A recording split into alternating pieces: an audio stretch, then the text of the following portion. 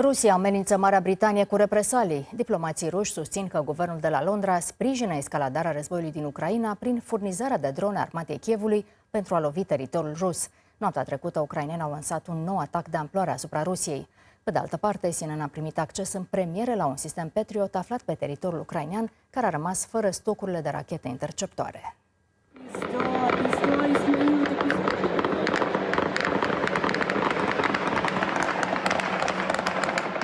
Peste 620 de drone ucrainene au țintit și azi noapte mai multe regiuni ale Rusiei. Printre obiectivele lovite figurează o rafinărie de lângă Moscova și depozite ale platformelor de vânzări online Wildberries și Ozon.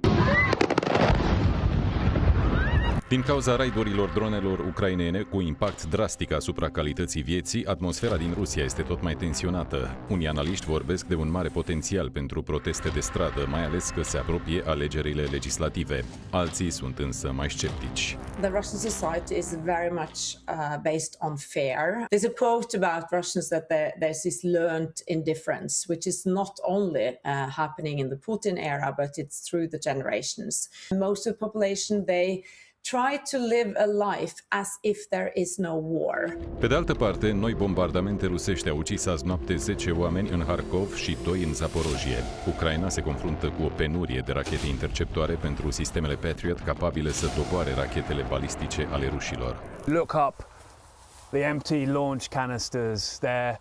That's a horrifying sight for ordinary Ukrainians. President Zelensky told me, and he says every morning he's on the phone to allies, simply begging, making all sorts of deals to try and get interceptors to fill these tubes. We can't be here long, and they brought us to this empty cornfield to emphasize the point of how desperate the situation has indeed got for them. Ukraine wants to build it themselves. President Trump initially said they could have a license to do that. He's wobbled on that. The White House has said there's no decision or guarantee of anything, and they want to protect US technological security foremost. Pe de altă parte, o investigație realizată de ziarul britanic The Telegraph, bazată pe imagini din satelit, indică apariția în Rusia a cel puțin 10 baze noi sau extinse pentru lansarea dronelor.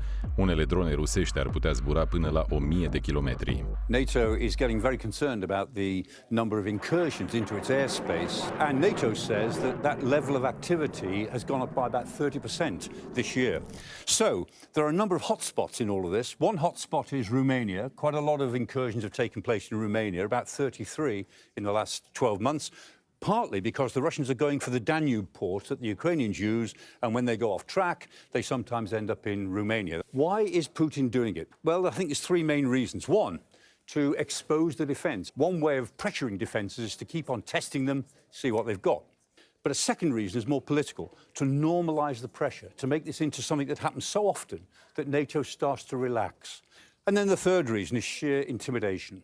Pe de altă parte, ambasada Rusiei la Londra avertizează guvernul britanic că va plăti un preț dacă va continua să faciliteze atacurile ucrainene asupra Rusiei. Mesajul vine după ce publicația The Times a dezvăluit că Ucraina folosește și drone fabricate de 2 companii britanice pentru a lansa atacuri adânc în interiorul Rusiei.